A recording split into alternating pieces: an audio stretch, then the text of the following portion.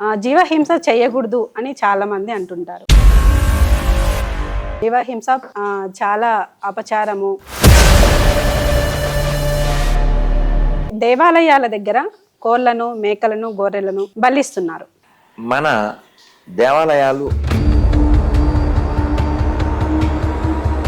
దాన్ని ఉగ్రాచారం అంటారు.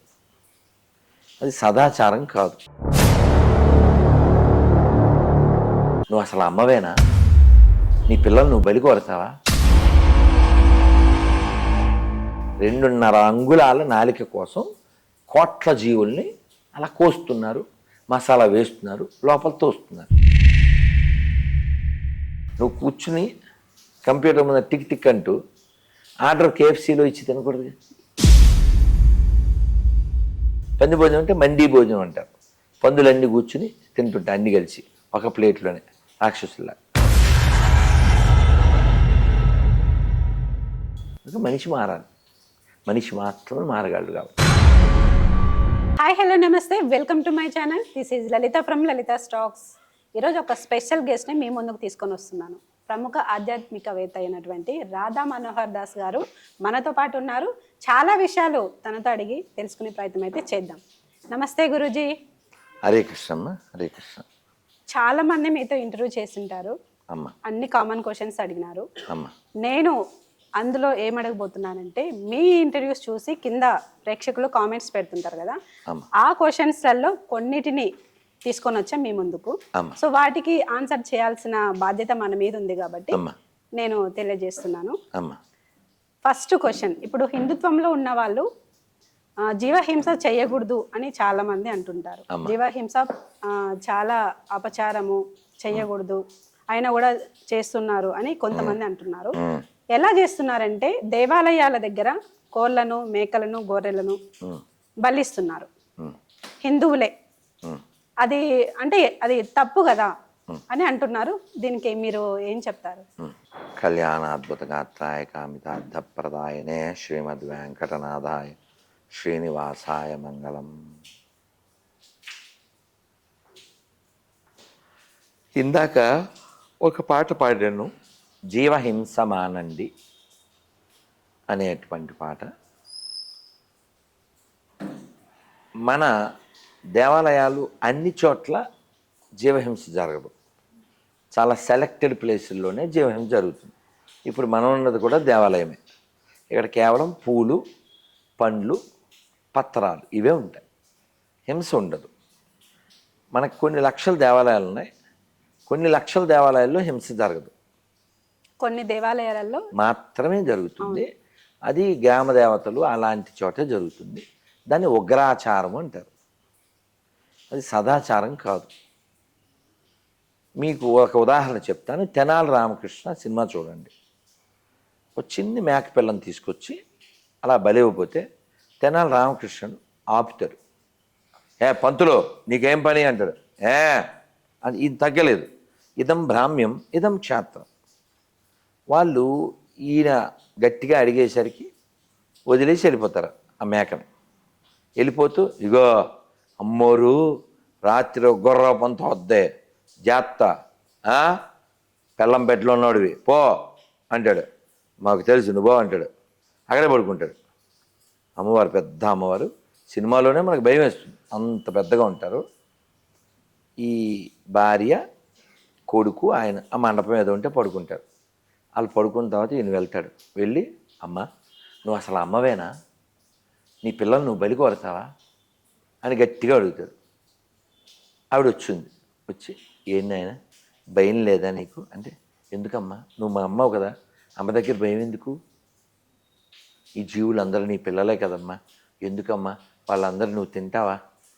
ఎందుకు తింటావు? అమ్మ అలా బలికోరదు కదా అని ప్రశ్నలు వేస్తే, నాయన లోకంలో వీళ్ళు నా పేరు చెప్పి ఇలా చేస్తున్నారు, దాని బాధ్యత నాదే అని చెప్పి అమ్మ చెప్తారు.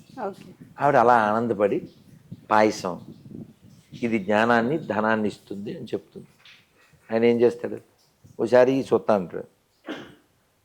అంతే, అమ్మతోనే పరాచికాల నువ్వు వెగటగా అయిపోతావు అంతే. ధన్యోస్మి అమ్మ, నీ దయ వలన లోకంలో ఎవరికీ లేని కీర్తి నాకు వస్తుంది, నేను లోకాన్ని రంజింపచేస్తూ ఆనందింపచేస్తూ ఆలోచింపచేస్తానమ్మా అని నేను వచ్చేస్తాను.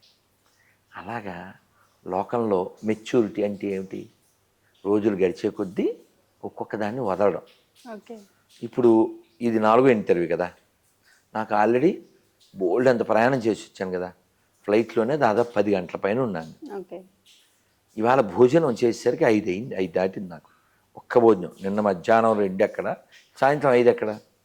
ఒక్క పూటనే తింటారు. మరి అంతే కదా, 24 గంటలకు 27 గంటలకి మళ్ళీ ఒక భోజనం చేశాను. ఓకే. ఇప్పుడు నేను జ్యూసు అడిగితే ఎవరైనా తెస్తారు, కానీ నేను దానికి ఆలోచిస్తున్నాను, దాన్ని అవాయిడ్ చేయడానికి.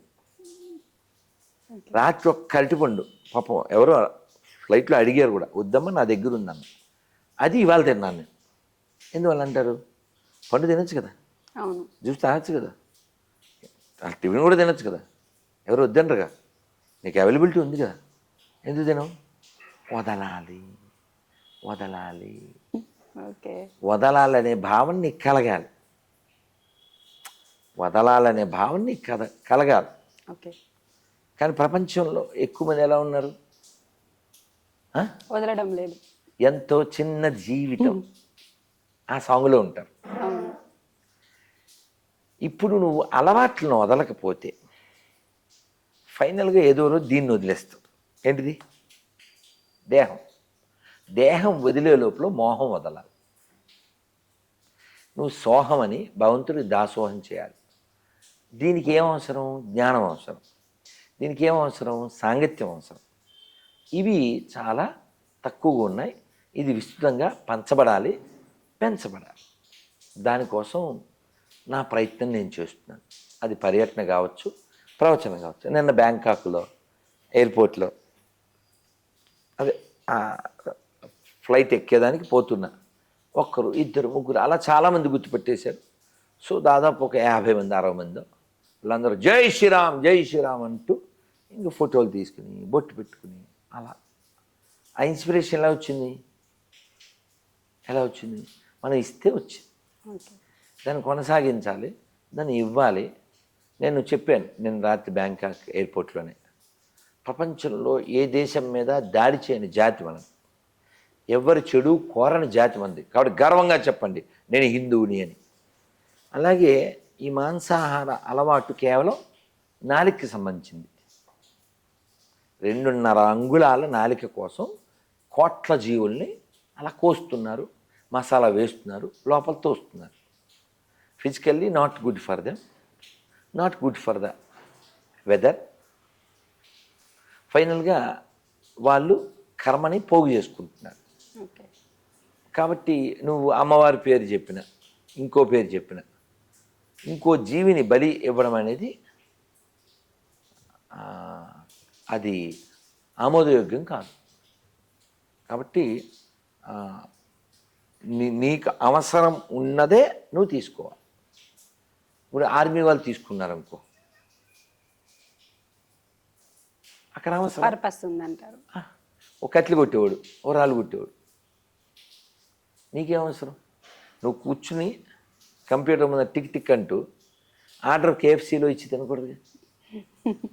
నువ్వే పండ్లు తిను, నువ్వు చేసే పని పండ్లు తినాలి కదా, పందులను తినకూడదుగా కదా. పంది భోజనం అసలు తినకూడదుగా. పంది భోజనం అంటే మండీ భోజనం అంటారు. పందులన్నీ కూర్చుని తింటుంటాయి అన్నీ కలిసి ఒక ప్లేట్లోనే రాక్షసులా. సో కాబట్టి ఒక మనిషి రోజులు గడిచే కొద్దీ ఎదగాలి. ఎదగడం అంటే ఏంటి? ఒక్కొక్కదాన్ని వదలడం. ఇప్పుడు మొన్న మెల్బోర్న్లో ఉపన్యాసానికి వెళ్ళాను, 7కి వెళ్ళాలి. ఇంకా నాకు వాళ్ళు వీళ్ళు అడ్డం వచ్చి చాలా లేట్కి వెళ్ళాను. అయినా ఫుల్ ప్యాక్డ్. నేను వెళ్ళేసరికి పిల్లలు వాళ్ళు ఏవో తింటున్నారు, ప్రసాదం పెడతారుగా, మంచి స్మెల్, కూర ఏదో పూరి అన్నం ఏదో సంథింగ్, నేను కలతో చూడలే, స్మెల్ ముక్కుకు వస్తుంది. అవును. మరి నేను కేవలం పాలు మాత్రమే తాగి 2 గంటల పైన మాట్లాడి వచ్చి. ఓకే. అంత మనలో ఉందంటారు. నువ్వు ట్యూన్ అవ్వాలి. ఓకే. నువ్వు చాలా బలవంతుడివి, నీకు తెలియదు. అది తెలుసుకో. అది తెలుసుకోవడానికి మానవ జన్మ. ఓకే. నీ బలం కేవలం శరీరంలో మలాన్ని తయారు చేసే దానికోసం వాడకూడదు. నీ బలం ఆత్మబలం కోసం, నీ బలం నీ మనోబలం కోసం, నీ బలం సమాజ బలం కోసం వాడాలి. కేవలం खाना पीना सोना जाना, वो गाय गधा भी कर सकता है, वो कुत्ता भी कर सकता है. ఫరక్ క్యా? మనిషి మారాలి, మనిషి మాత్రమే మారగలడు కాబట్టి